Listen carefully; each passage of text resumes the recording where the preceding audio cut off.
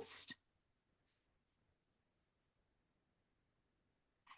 Hey everyone, and welcome to Chef AJ and Friends. I'm your host, Chef AJ, and today is the fourth Monday of the month, which means it's time for Goodbye Lupus with Dr. Brooke Goldner. And today she's going to talk about what exactly is disease reversal and how can you reverse chronic and autoimmune disease. Please welcome her back to the show. Hello, we missed you last month, and it was a quite an interesting reason you missed. Maybe you want to tell people.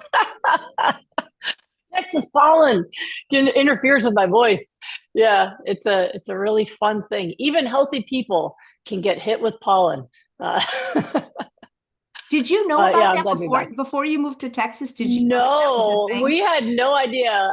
Yeah, because I went from the East Coast and then I went to California, Southern California, which is basically a desert, actually, and then Texas, which is considered Southern Texas, which is considered subtropical. And so we've got every plant, every animal, and when the trees give pollen, they actually coat everything. All the cars are covered in yellow, the streets are yellow. It is wild. And yeah, so when that happens, I'm like, so not really great for recording. But yeah, it's interesting. We had no idea till we got here. And yeah, my husband reacted the first year we were here and his eyes got swollen. I said, "Oh my God, we got to get you to an eye doctor." And the guy looked at me and goes, "New to Texas?" He said, "Yeah." He goes, "Welcome. That's just from the pollen." And I'm like, "Whoa." So that only happened the first year and then he was fine. But it was just, yeah, it's a strange adjustment. But That yeah, is, all good now. that is crazy. Well, great. So yeah, disease reversal, because some people say, well, you can't really reverse a chronic disease, you can only manage it. So I'd love for you to discuss what exactly Yeah. is disease Yeah, reversal. I want to talk about it because it is a new term, right? So in the past, it was you are sick or you're cured, right? And over the past, 15 years or more, we've really been talking about the idea of, well, there's another option, which is reversal, right?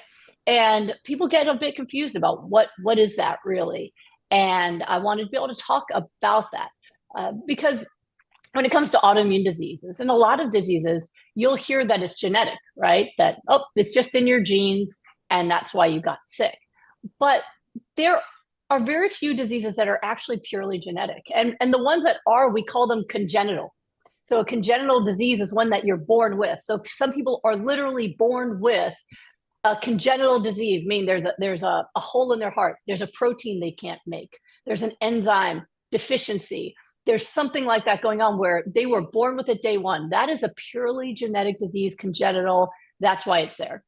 But most diseases, even the ones that are highly genetically transmissible, are still not 100% genetic.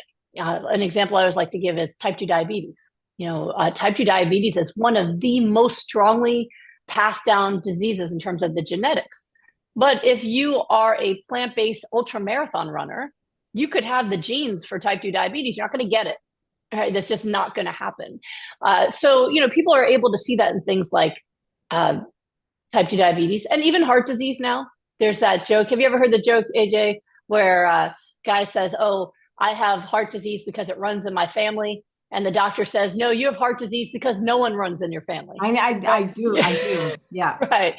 So the idea that it's not just the genetics, but that there are other factors involved. What is a newer concept that I've really pioneered over the past 15 years or more is the understanding that even chronic inflammatory diseases, autoimmune diseases, are also, much like heart disease and diabetes, not just genetic, but triggered by our lifestyles. And so I came up with a way of explaining it that people have been liking lately. And the way I'm explaining it is your genetics are like the menu of what you can have, but it's your lifestyle that places the order. And so by lifestyle, I mean your nutrition, your emotional health, stress, anxiety, depression, your how much you exercise, how much you sleep. All of these things are lifestyle factors. And those are what are going to trigger the order for certain genes of disease. Or if you order the right ones up, you can order up a healthier life. Or if you're like me, I sent it back. I originally ordered up the lupus and the kidney issues and the blood clots, had them for 12 years, And then I changed the way I eat 19 years ago and change. And I've been lupus free ever since, right? So from 16 to 28, sick all the time. From 28 to 48, no sickness at all, right? So it's really something that gives people a lot of power to understand that it's not just one or the other. And it's not just your genetics. And this is a hard concept, especially in the medical world. I've talked before about the researchers at the Crick Institute in London who were studying the genetics of autoimmune diseases. And they were trying to understand why, over the past 40 years, autoimmune diseases have risen dramatically all over the world and spread to areas of the world where we didn't used to have autoimmune disease before. So, like the Middle East, they never had inflammatory bowel diseases like Crohn's and ulcerative colitis, and now they have it. Well, what happened? And so what they were looking to study was, has the genetics changed? Had the people in the Middle East developed new genetics that look more like those of us in the Western world that get autoimmune disease? And what they found was, no, the genetics are the same. The only change that exactly mirrored the rise and spread of the autoimmune diseases was the rise and spread of the Western diet. You could place those maps over each other, and those graphs over each other. So understanding that the genetics are just our potential. That's the menu. But our lifestyle is what actually determines how we place that order. So if you can place an order, you can cancel an order, right? So the right combination of things can turn on those genes, and the right combination of things can turn off those genes. So as I said, I set mine back. And what I really work hard to help people understand is how important it is to take all of that into consideration. More than most people, I really understand the significance of the power of changing your lifestyle and your diet. As I said, I was sick from a young age. I mean, I was on chemotherapy at 16, trying to save my kidneys. You know, I took injections for blood clots every day after having mini strokes in my early 20s. And even as much as those medications were awful, what was worse was the restrictions in my life from having those diseases. I could take a medicine for pain. I could take a medicine for my joint pain, for my migraines. I could take a blood thinner, even though it was an injection. I could take that for the blood clots. But in spite of all the medication, I still couldn't go in the sun without getting sick. A lot of people with autoimmune disease can't go in the sun. I'd get rashes, I'd throw up, I couldn't go in the sun. And so from a teenager through my 20s, I couldn't go to that daytime party. You know, I'd have to show up at sunset. I swam at night in Florida when I'd visit my grandmother. I missed out on the picnics and parties that other people could go to. And so for me, when I changed how I ate, and at 28, suddenly all of it went away. Yes, I no longer had to take my medications. I've been off my medicines ever since 2004. After taking them every day with the risk of dying without them, I was able to stop the medicines. My blood tests are normal. My kidney function is normal. I don't make blood clots anymore, but I also can go in the sun. Like yesterday, I was hanging out with my husband while we were washing the cars. I sat outside and read a book in 90-degree weather. I love heat. I think it's because I miss the sun so much. I can bake in it. I know you can bake in it too. I've seen you out in Vegas in the sun. I do. I protect my face. I don't let it get on my face, but I do love the sun. I love the sun. Yeah, I couldn't be in it. So as much as people will struggle with like how hard it is to change everything about how I live, you know, like first the way I eat, and then I have to get more sleep and I have to manage my stress and all these things, it can feel like a lot. But compared to what disease does to you, it's so worth it. And those things are habits. Habits can change, right? I have a habit around how I eat. I have a habit around what I do at night, whether I'm on my phone or whether I'm going to bed on time. I have a habit around my self-care. I have a habit around whether I worry too much or whether I pursue positivity or negative. All these are habits. And habits can be difficult to change. That's why I have programs where I work with people every day, right? There are people I literally will work with every single day in rapid recovery to help them change the way they think and the way they eat and all those things at the same time. But those things can change. And when you put the energy into that, you can change everything about your destiny, for your health, for your mental health, your physical health. And that's what disease reversal is really about. It's about undoing and changing all the different aspects that lead to illness to see how much of that order can you send back? And maybe you can't send it all back. Maybe you still have some deficits because of scar tissue or other problems that have happened. But man, for most people, they can powerfully reverse the symptoms, reverse the labs, get off medications, and have a much higher quality of life. And so that's what I'm about, and that's what I do on a daily basis. So I think you think that's a good way to understand it? You think disease reversal? Yeah. Absolutely. You know, I love the joke you told. Dr. Baxter Montgomery, who also lives in Texas, would say something like, it's not that the diabetes or heart disease runs in your family, it's the recipes that are hereditary, you know, more Yes. than the disease. Oh, yeah. Well, even when I'm helping people with, let's say they resent self-care, they won't do it. I was just working with someone who's a 4-week rapid recovery. That's a private one-on-one. And she was just overworked, taking care of so many kids and homeschooling them all. And, really not even her showers weren't alone. She's bathing with the kids, all this stuff. And I was like, there's no alone time. And then when it came down to it, she didn't have a role model for that. Her own mother never took time for self-care either. And so, yes, we get messages, we get training from our family on how to eat, on how to treat ourselves, whether or not sleep support and self-care support, whether or not boundaries and happy relationships are important. All of those things are things that we learn and get passed down. Yeah. And that's why it's also hard for people to change their diet, right? Because it's not just knowing what to eat, it's traditions, it's peer pressure, it's addictions, it's so many different factors. And that's why high support is usually necessary in the beginning, until you get the hang of it. And then it becomes easy, especially as things get better and you feel good, then you want to keep going, right? Like in my group right now, we just finished the 4th week. And so a lot of people now are already pain-free. Their labs are already better and they've got tons of energy. We had a lady who said, it used to take me 4 full days to mow my lawn. I did it front and backyard in 1 day and had energy left over, right? Once you're feeling good, then it's easy to sustain because you go, oh, I like this. But in the beginning, when you still feel like garbage and you're missing all your favorite foods and everything feels like a lot, you really need a lot of support typically to get through that time and get yourself on track. And that's how I spend most of my time, actually, is supporting people in that. There's other doctors that will not believe any disease can be reversed, right? You've heard of those doctors, I'm sure. Well, yeah, I always say that, if a person's never done it, they can't believe it. So when someone says, my doctor says you can't reverse lupus, I go, well, that just proves your doctor's never reversed lupus. That doesn't mean you can't. I've done it all day long. I've published it. Like, yes, you can. So, a doctor may not have any experience in doing something, but that doesn't mean it can't be done. So you always want to go to the person who's getting results in what you want, right? I mean, someone might say you can't make money on the stock market right now. Well, there are some people who are making money in the stock market. I'd be talking to them. Let's find out what they're doing, right? So in every area, there's going to be people who have the results you want, and those are the people you need to listen to. And if someone says you can't, well, that just means they can't. And that's all right. That's not your person. I think it's worse when they say, oh, well, you know what? Let me change what they're telling you to do because I think I have a better idea. And I'm like, no, their own better idea is going to ruin it. Do not listen. But yeah, go to the person who gets the results you want. And if you hit a wall on one person, find the next person who has results in getting there. Wow, that's amazing. And you get amazing results. Do you have an archive of everyone that you've helped?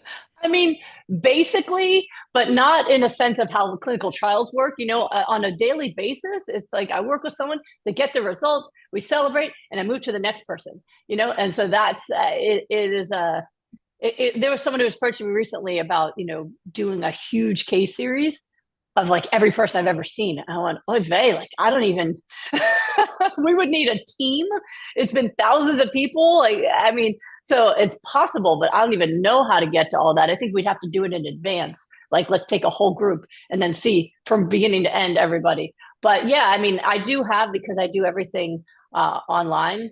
There's definitely data there, but it's not organized the way clinical trials are organized. It's more like just a typical physician where it's like, oh, there's another chart, there's another chart, there's another chart. You know what I mean? Does it matter how long a person's had a disease that determines how long it will take them to reverse it? I haven't seen how long they have it really affect necessarily how long it takes for them to feel better, which is interesting. You would expect that if someone's been sick for 30 years, that it's going to take them much longer. But I've had folks where they've been sick since their childhood. So there's a couple that come to mind who have made videos for me. Monica's one. She's a doctor who'd been sick since she was 8 with thyroid disease and other autoimmune diseases. And at the end of my 6-week group was the first time she'd ever not been in pain in her life. And she had a tumor on her ovary that disappeared in the 6 weeks too.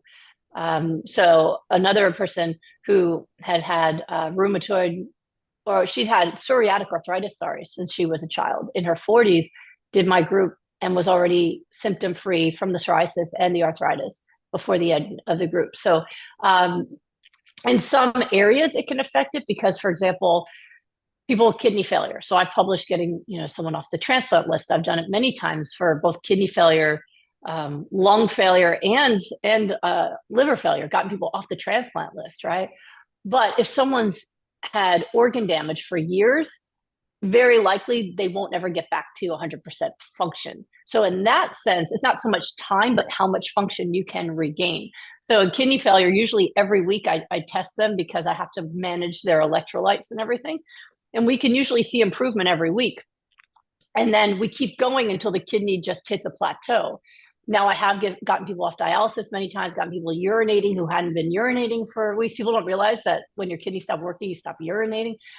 But, while there are some cases that people got back up to normal function, a lot of times people will go from like 10% to maybe 20% or 25%, where it's just enough to not need a transplant, but not necessarily 100% because scar tissue is already healed. It's not functional, but it's healed. So there's definitely that where we see that area of here's as far as you can go, but not necessarily time. I know that I always joke around with my group though, because a lot of times people like in the first week are like, okay, I'm not healed yet. And I go, yeah, give me the 6 weeks, please. Like you took years to get this sick. Give me at least the 6 weeks to get some breakthroughs going. But most people, even within the first 4 to 6 weeks, can at least get their first major breakthrough. And many people are already symptom free. But it's about going as fast as you can and getting as much done as you can. But it's not necessarily based off time. Yeah, there's some people who are newer at it. And they might take the same time as someone who's been sick for a long time to get those big breakthroughs. So it tells me that your body's always looking to get better. But if it's starved of the nutrition, it can't. I always say it's like trying to build a Lego set, but you're missing one of the bags of Legos. It's just not going to get done, no matter how much you love to build, right? And that's what my hyper-nourishment protocol is all about. It's overdosing in the nutrition your body uses to repair itself. But yeah, it's interesting that way. You would think that it would be time sick, time healing, but not necessarily. You mentioned the sun and that you weren't able to go in the sun when you were younger. And one of the live viewers named Mari, sorry, I don't know how you pronounce it. I follow a mostly vegan diet and I'm still allergic to the sun for 10 years now. What can I change? I didn't realize you could be allergic to the sun. Well, yeah, I mean, I don't know that it's really an allergy like other allergies, like a pollen allergy or something like that. Because if it was, she'd be able to take, Benadryl or some other allergy medicine and be able to go in the sun. But there are folks, especially with autoimmune issues, that are triggered by any kind of stress. And there is a certain level of stress that you get from being in the sun a lot.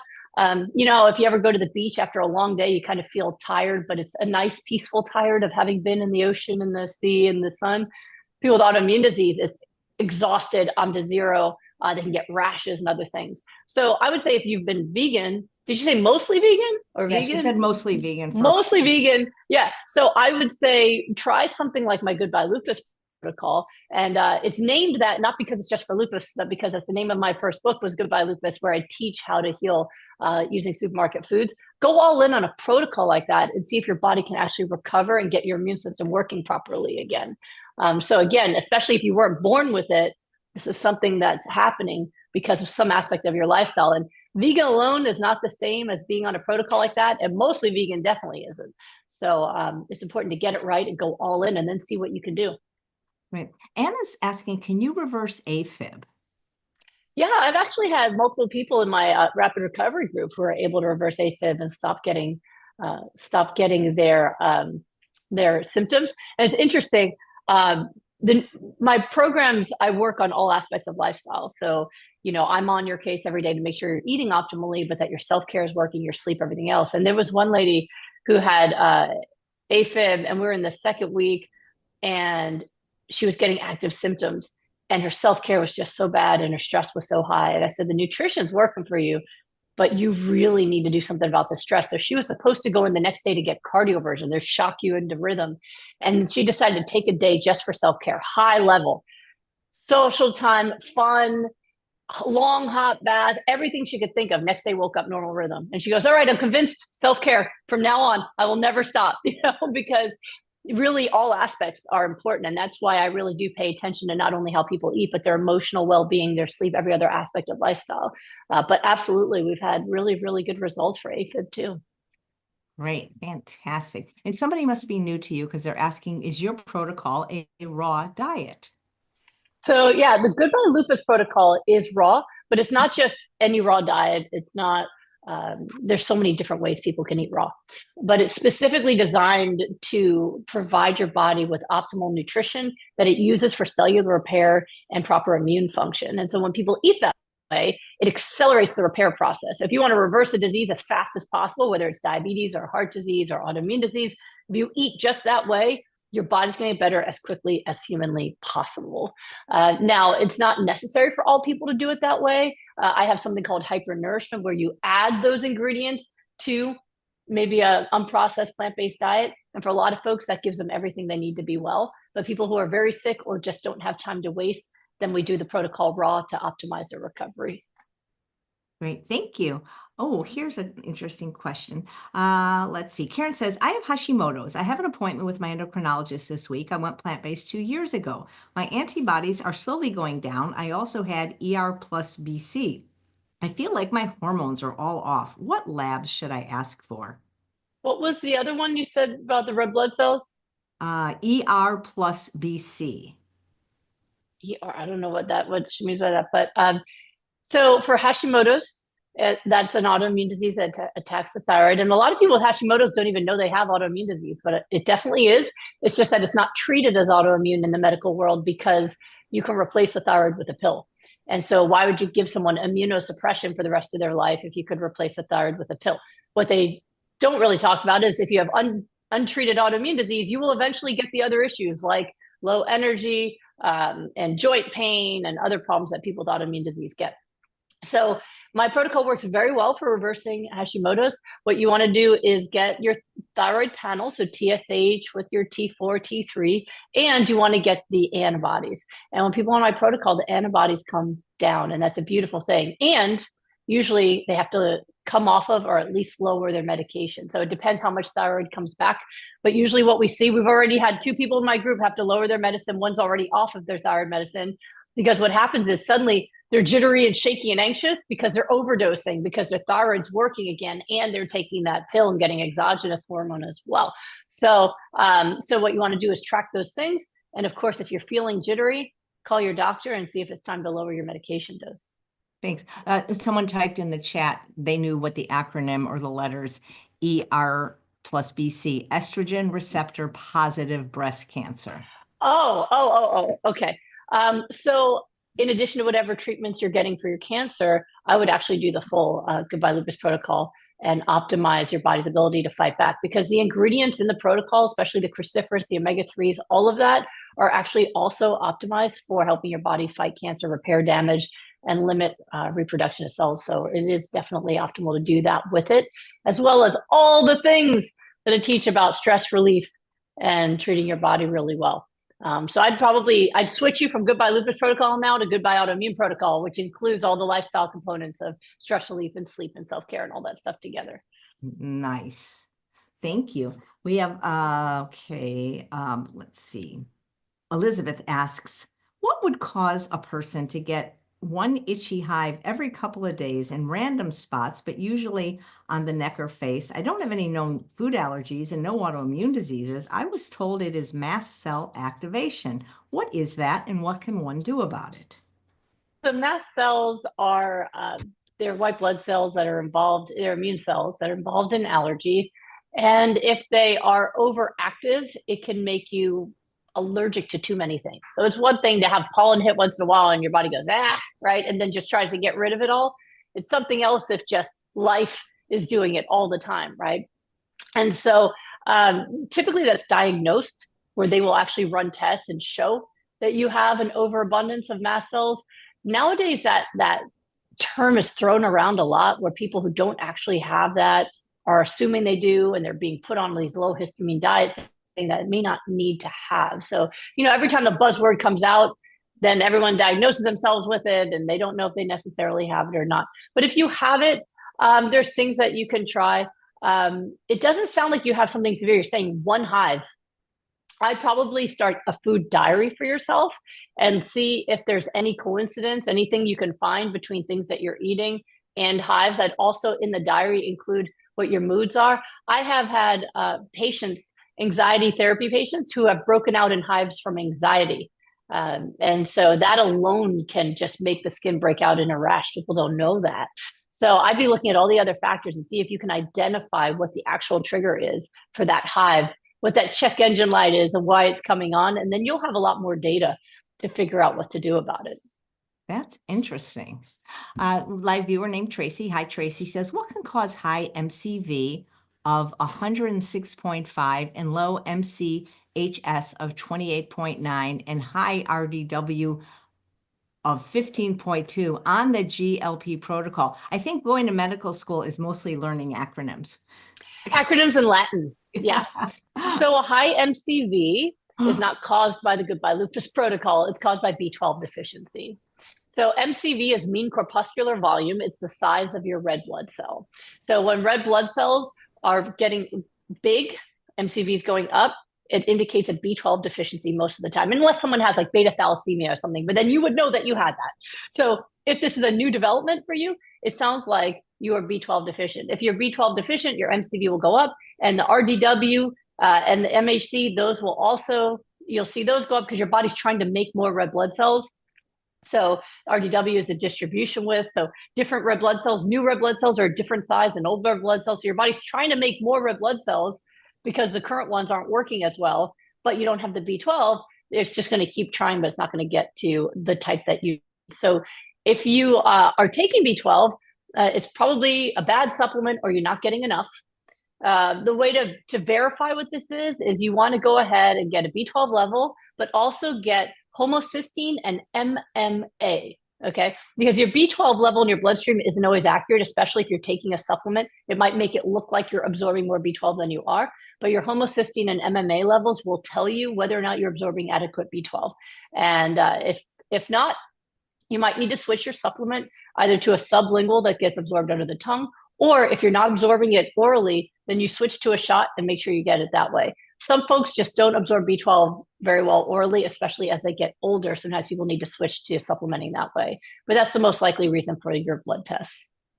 Great, thank you. Pat, who's watching live, says that she has Crest's disease. I don't know what that is, but would your protocol help is the question. Yeah, it is. It's scleroderma with all the symptoms that go with it, and we have fantastic results for that. Absolutely. Oh, Crest syndrome. Sorry. Thank you. Let's see. Helen wants to know, can you reverse Hashimoto's? I'm not fatigued, but the joint pain is unbelievable most days. Oh, I'm sorry you're hurting. Yes, absolutely. So my clients do extremely well. It's a combination of doing my full protocol and also making sure that you are supplementing your iodine. A lot of people don't know to do that. Doctors in my generation and earlier did not know to do that because back in the day, everybody got iodine in their salt. But nowadays, people are trying to be healthy. So they're either eating no salt or they're getting Himalayan salt and they're not getting their iodine. And so I've had people literally just add the iodine and come off their medicines. They're like, oh, I was just iodine deficient. My doctor never knew for 20 years. So just go ahead and supplement. If you have hypothyroid, you should be taking 300 micrograms a day. If you have a normal thyroid, 150. And then see how you do. But what you want to test again would be your antibody level. And as the antibodies come down, you'll know that the disease is going away. Typically, in terms of lab tests, even though the test will show up positive, if you get to 300 or less, that's not considered positive in terms of necessarily causing disease because a lot of people in the population can have that level. But most importantly would be how well do you do with lower medicine intake. That'll give you what you really need in terms of feeling better, and getting rid of the autoimmune disease, of course, will get rid of the joint pain as well. Nice. Thank you. Does Dr. G's protocols help with menopause and reproductive issues like endometrious stuff, asks Kit. Yes, Kit, absolutely it does. So again, my protocol is not specific to disease, but to cellular repair. And what happens is a lot of times, well, in every group I run, since there are people who have their menstrual cycle or have menopause in it, we get to see what happens. And so for people who are still getting their cycle, oftentimes they'll say, this is the first time I've ever had my cycle without being in pain, without severe cramps, without being irritable. So they feel dramatically better. We've had people use it to reverse fibroids and endometriosis. And even people in menopause will say, oh my gosh, I feel so much better in terms of things like having their hot flashes and irritability and other things. So it really, your body will use the nutrition for what it wants to. I can't give it directions, like the guy at the airport with the sticks, we can't decide where it goes. It's going to go where your body wants it to. So a lot of times people say, wait, I still have pain in my toe, but I don't need my reading glasses anymore. That happens in every single group, right? So that, oh, your body prioritized your eyes. And then, oh, the toe is coming in a week or two, right? So you start doing the protocol and then you look for the improvements. And as long as improvements are coming in, then your body's using it and getting you healthy. Nice. Thank you. And there's a question about ingredients, if they're allowed on the Goodbye Lupus protocol from Karen. Are we allowed to have matcha with almond milk or cacao if both are considered raw? Yeah, you do want to be careful about caffeine. I don't mind if someone has 1 cup of coffee or tea a day. It keeps people from being very grouchy and having headaches. And so it's totally fine. But matcha sometimes can be pretty high in caffeine. So you don't want to wear out your adrenals with too much caffeine. Cacao, most people can get away with that as well. There are some people who react to it, though. I've had people who that also has caffeine. Sometimes people are sleepless with it. Sometimes people have sensitivities to it so it's not part of the protocol, but it's something people often add without having any issues. Nice. What salt do you like and what salt do you use? I just use the regular iodized salt from the supermarket. Nothing fancy. Nothing fancy. Cool. No. All right. Chefs that I know that are like real chefy chefs just think that other salts taste better and that's why they use them. I don't think my palate's refined enough to know that. Yeah. Maybe other people get, I don't, for me, I don't, maybe if I tried it and I go, oh, yes, but I think I just not refined enough. I just get the ghetto salt and it works for me. Cherry wants to know, which of your programs do you recommend for cardiometabolic disorders? I have mild CAT and type 2 DM. Say supplements? Programs, because don't you have like programs? I thought you said supplements. But you're frozen on my end. I don't know if it's okay. Let me see if this helps, because you were frozen on my end for just a quick second. Am I okay? Yeah, you're not frozen anymore. Am I frozen? You were for a second. I think we both froze at the same time, but we're unfrozen now. Strike a pose. All right. So all of my programs work for cardiometabolic illnesses. The only thing that I alter is sometimes people with heart failure have to have lower water intake, because if the water is going into your legs, it's not being useful everywhere else in your body. We need it to be useful as we need it to be, right? So if you're on water restriction, you have to make that adjustment. But otherwise, the protocols work very well for cardiac disease as well as diabetes as well. Very quickly too. Fantastic. Okay. Yeah, somebody's saying they're doing your program and their hot flashes seem to have stopped. Yay! That's got to be a relief with the summer coming soon. Absolutely. I'm so cold most of the time. I would love a hot flash, as where I live now. Okay. So Melanie says, our dysautonomia, I don't know. Dysautonomia. Thank you. Sympathetic and parasympathetic out of balance and chronic fatigue. Are these autoimmune diseases, and would your protocol help? They're not necessarily autoimmune, but they tend to be inflammatory. And I've had quite a number of people do my programs for those and feel dramatically better. Chronic fatigue all the time, but dysautonomia as well. Yeah, I haven't heard of those. Yeah. You poor thing, just having to read. It reminds me of when I was in medical school.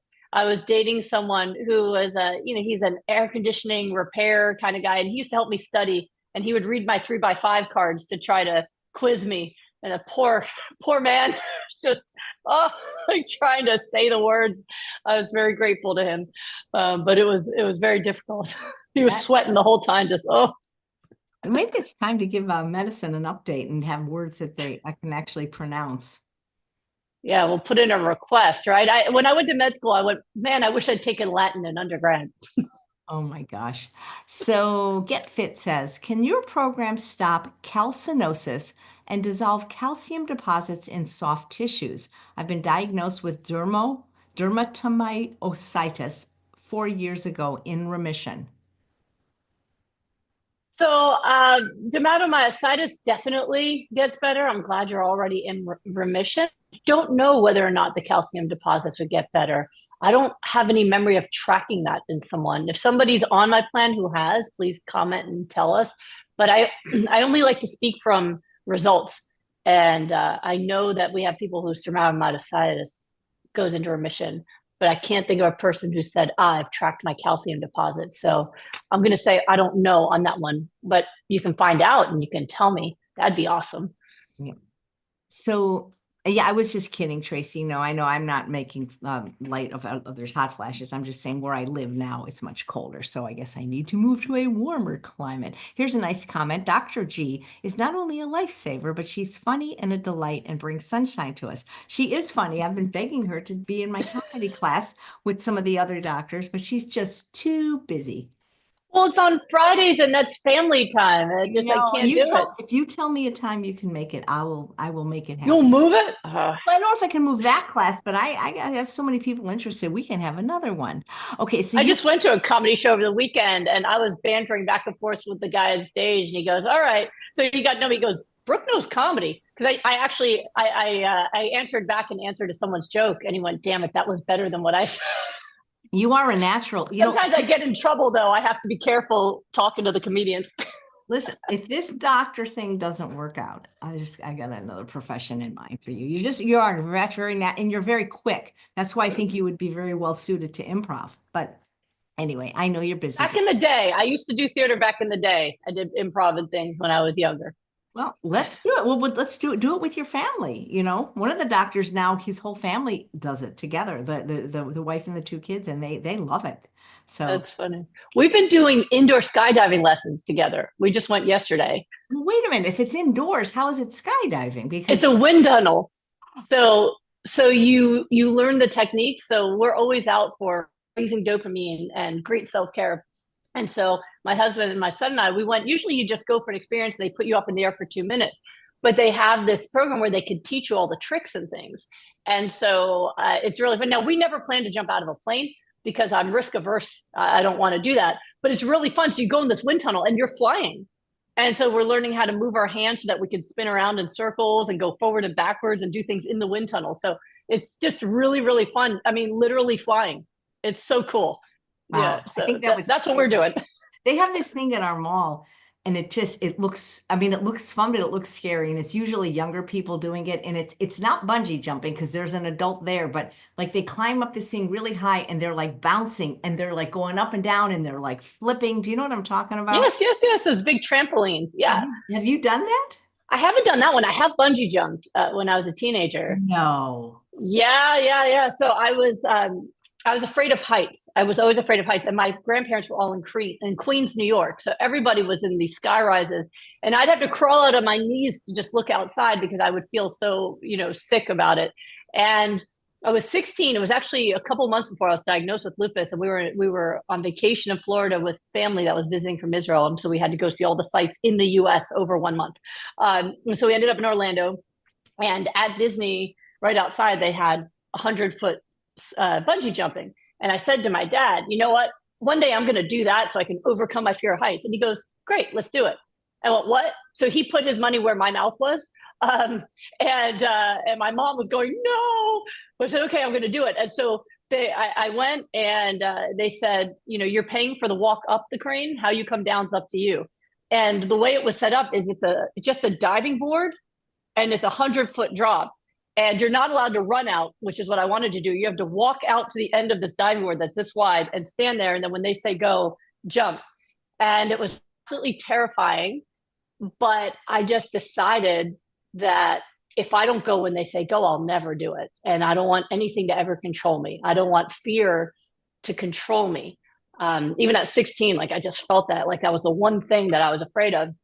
So yeah, they said go, and I just walked out there and I just took a foot out into the thin air and then whoosh. What you don't realize though is it's not one fall, it's like six falls because you go down and then you come back up and then you come back down, you come back That up. sounds so But scary. it was scary and thrilling and the most adrenaline I've ever had in my life. I couldn't sleep for like 2 nights from excitement, and now I'm fine with heights. I still feel a little like thrill inside me, but I'll just walk right out. I won't let it stop me anymore. And so I've always just felt that we have to confront. That's the only way through. The only way to get over fear is through it. So I appreciate my dad for pushing me then, and I've always used that. But yes, that was so I've done that. But I won't jump out of a plane. There's no big cushion at the bottom. So, so did anybody videotape you on the bungee jump by any chance? um, Gosh, back then, I mean, this is 1990. Blah, blah, blah, blah. So there was no cell phones or anything. I don't know if they did a VHS videotape back then. They might have. I'd have to ask my mom if they even would have that anymore. But yeah, it wasn't like today where you could just video things. So I don't know, And but I relived it. like it didn't hurt orthopedically to be bounced around. I mean, it's just No, wow. no, it didn't. It was just because it's very gentle. The cord just quickly, it slowly compresses. So they take your weight when you do it. So they know how long the cord should be and everything. So they took my weight.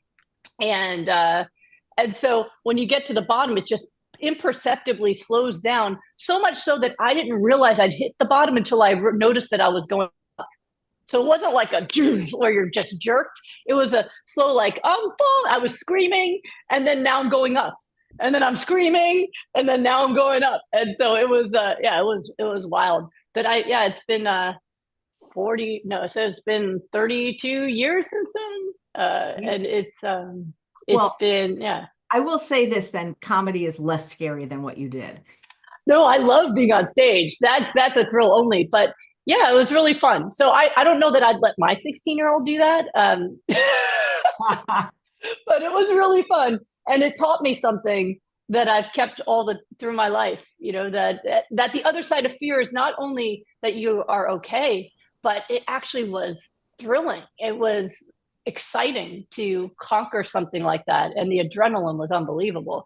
But yeah, I don't think I would do it again just because now I'm like, we have to check the papers and their insurance and everything else.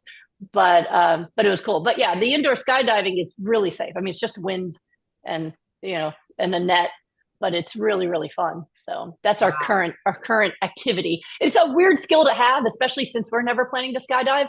That if you put me in a wind tunnel, I can go back and forth and do things, but I don't know, it's fun.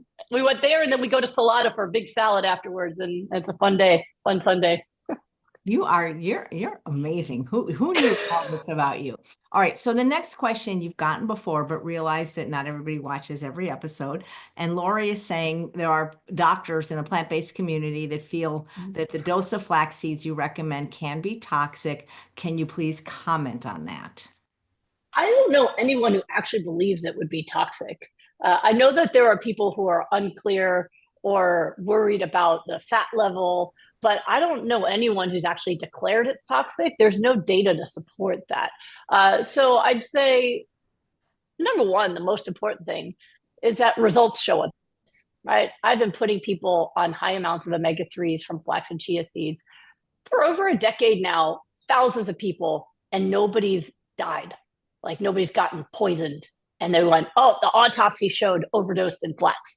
It's never happened, ever, ever. So if anyone has tested what happens with high doses of flax seeds, it's me.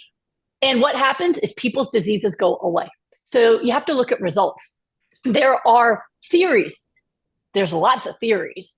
But the theories and even things like testing that they do don't always pan out in real life.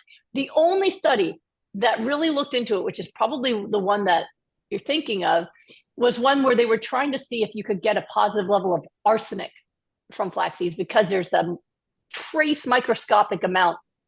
And so they thought, oh, how much would it take to get arsenic poisoning? And they actually tested it. And even though the the title, the titles of these things are always to get attention. It's something like arsenic, flaxseed. So if you just look at the title, like many people seem to, they go, oh my God, it's a poison.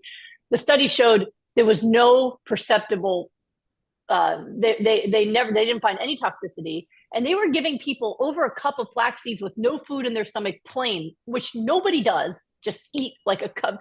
And they had to have over a cup to have a perceptible, even like be able to find any level in the bloodstream. And even then, it was microscopically low and there was zero symptoms. So they effectively proved that you can't overdose in arsenic or anything else from it. And what I've proved is you can reverse diseases rapidly that a low-fat diet will not do, and get what you need for not only building up your metabolic rate, optimizing the anti-inflammatory immune system, and protecting you from things like breast cancer. All of those things are coming from things like flax seeds. So I would say that anyone who says that it's too much have experience in actually testing it. So what I would say is, oh, that's interesting that you have that theory. What have your results shown? Have you studied what happens to people who eat high amounts of flax seeds? And if the answer is no, they don't have data, they have an idea. And ideas can be helpful or they can be dangerous. Results you can rely on. Nice. And it has to be flax seeds, like chia seeds wouldn't work? Yeah, you can use chia seeds too. Oh, nice. So that there's people have options. Cool.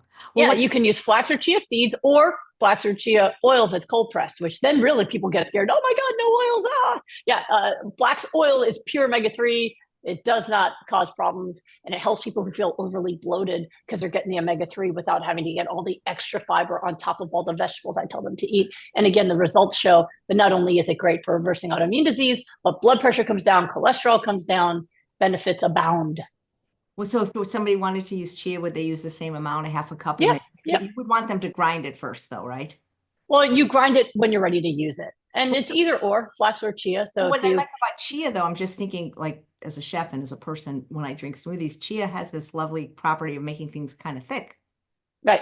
So people either love it or hate it for that reason. So there's folks who hate thick smoothies.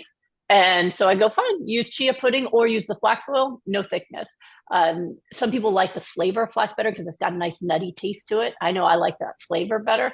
And it makes it a little less thick than the chia seeds. So it's either or.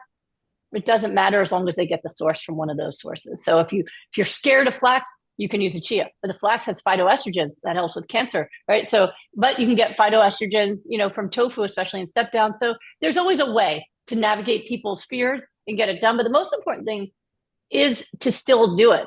A lot of times people want to make adjustments because of other things they heard or read, and ends up destroying the program.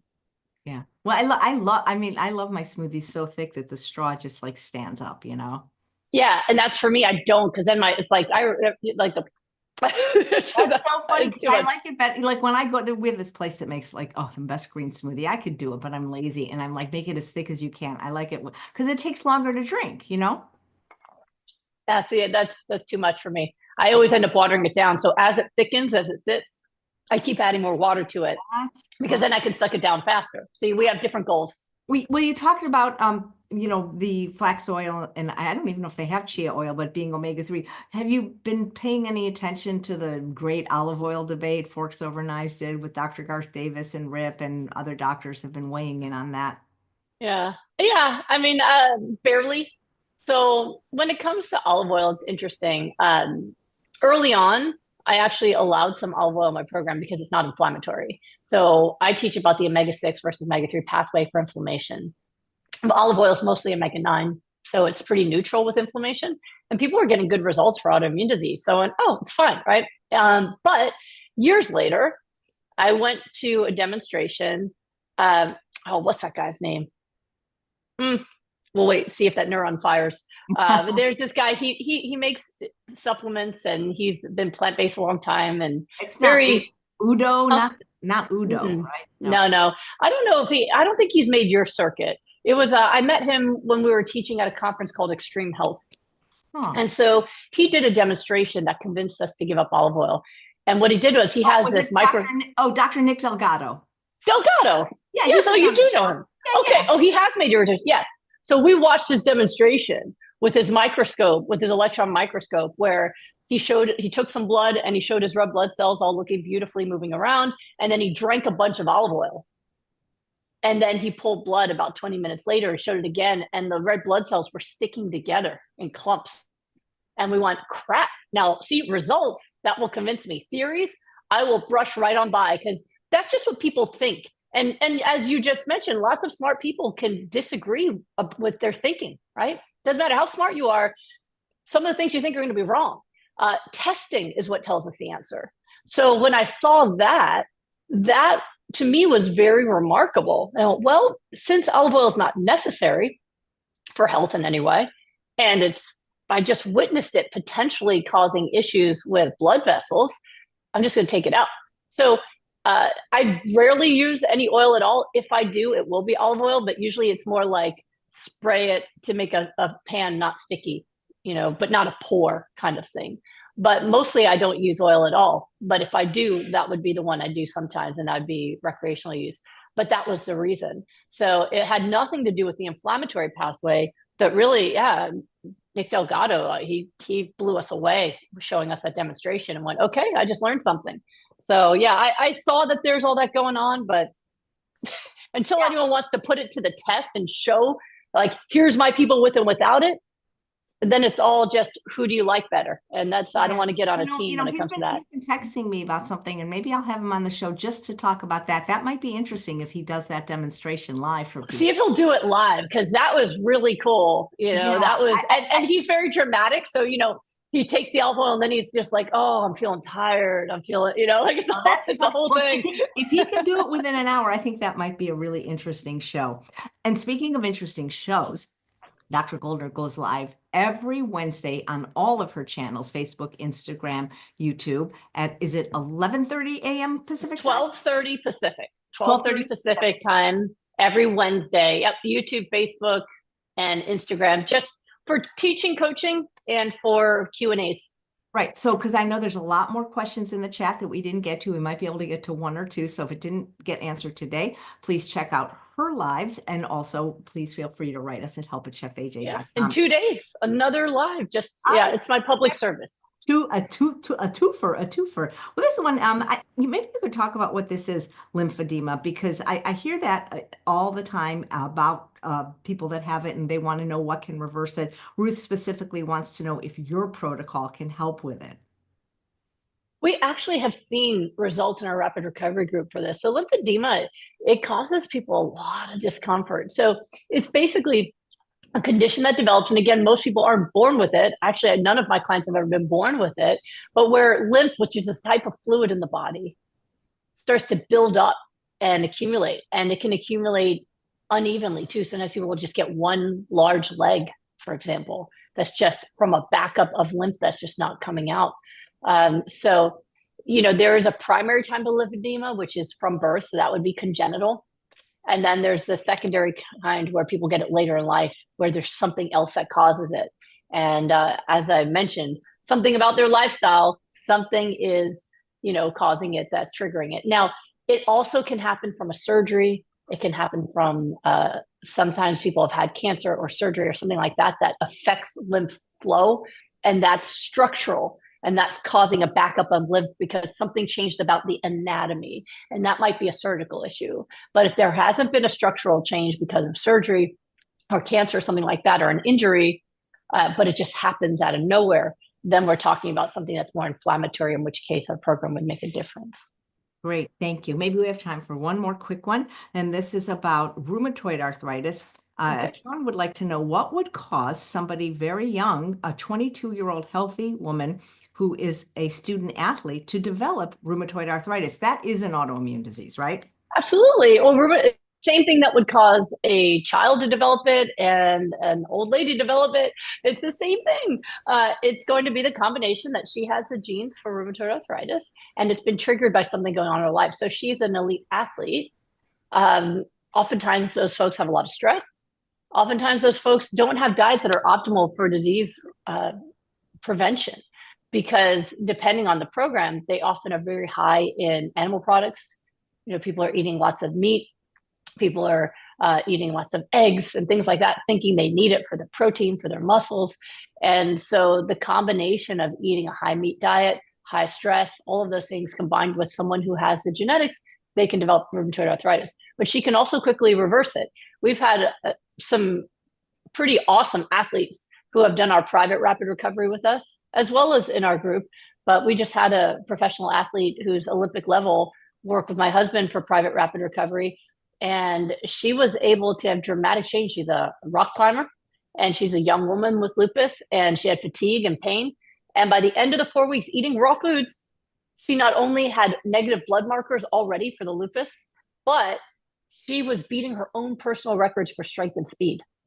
So obviously she was getting enough protein as well. And we adjust the program to make sure her 5 hours of training, she's getting enough nutrition. It's a lot of food. But that's usually what it happens is, they're already sensitive. They're more likely to get it because of their genetics. And then the training, the nutrition that they're on tends to trigger it. Or there can be other life stressors, but it's reversible.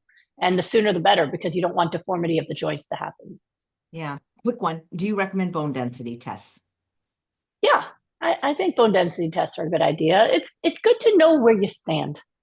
It's good to know where you stand. I actually saw, I was looking at a video that we did before. I was sharing a clip and I wanted to give a link back to the video where you interviewed me. And we were talking about things like colonoscopies and preventative care for cancer. And so in the comments, someone said, why should someone plant-based get a colonoscopy? And you wrote, because I am plant-based and people can still get cancer, right? And I actually am very saddened that there's been some beloved experts in health and nutrition who also recommend against things like mammograms and colonoscopies, bone density tests. Lives are saved by finding out information like this.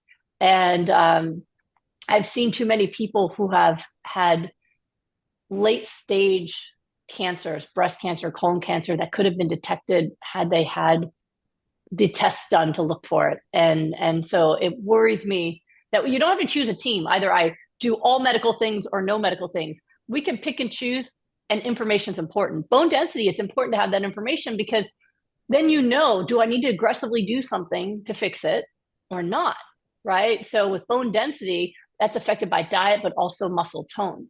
And so you have to do strength training exercise to keep muscles strong, to keep your bones strong. But you also need to make sure you're on a diet that's going to support that. So we've helped people reverse osteoporosis in my rapid recovery group. The combination of the right raw foods, the full Goodbye Lupus protocol for foods, and strength training to build their bone density through muscle density. So when you have the information, sometimes that gives you the motivation. If you don't want to get the test done, you can still do the program and know that you're increasing and improving your bone density. But I think it's good to have that information. And you also know whether or not to be careful, right? If you know you have very low bone density, you might be a bit more careful about maybe some of the activities you do so that you don't break something, right? Yeah. I just have to ask you, and we can talk about this next month, but somebody with MS says they have severe depression. Have you ever heard of transcranial magnetic stimulation for I depression? have, but I don't have experience in giving it to people, so I can't tell people the results. But yes, I mean, it looks at really how all of our body, especially our brain, there's electrical signals going through. And they're looking at different ways to affect those signals that can improve people's health instead of just using things like medication. And that's one of the ways that they've studied that some people have had results for. But I haven't personally used that on people to be able to give results. But we have someone with MS right now in my group. So we're on day 30. And someone with the MS in my group, I was just here. I keep track of everybody's how they're doing every single day, every person in the group. So I just took notes on her this morning. And so she has progressive MS and she was walking on a cane. And we're on day 30 and she can be on her feet all day till bedtime, which hasn't happened in years. The last 2 months I've had to rely on a cane and has not used the cane in weeks, and can walk to the car, places coming and going without any cane at all, and can recover from excessive activities. So, and she wrote, I'm also thinking of self-care that's good for me. So that's someone who could barely walk without dragging her feet or having her knees fall out. And at day 30, she's not using her cane anymore. So go all in on taking care of yourself. And that's going to help your mental health too. Self-care, good nutrition can help not only your illness, but your experience of your life. And that's so important. Well, thank you. It's just so fun talking to you. And I am going to Well, move the thanks. class just for you. No excuses left. Absolutely. Such Hey, high pressure to be funny. I like to just do it spontaneously. not with the teacher I study with. It's not about being funny. You'll see. It's a very different than it's not like stand up. It's just super fun. You're a natural. Okay. You can bungee jump, you can do improv, I promise. I'm not scared. That's not the problem. Okay, you're adorable. Thank you so much, Dr. Goldner. It's so fun talking to you. Thank you. It's always good to be here. And remember, everyone, your genes aren't a curse. There's Right. something you do. Take care of yourself. And you Absolutely. too, Chef AJ. Go do some self care and relax. You work too much. You need to just. Yeah, you know what I'm gonna do is I am gonna lay in the sun today because I find that extremely healing. Good. You do that. Grab those rays. It's my See you favorite. soon. Thank you so much. Thanks all of you for watching another episode of Chef AJ and Friends. Please come back Thursday at 11 a.m. Pacific.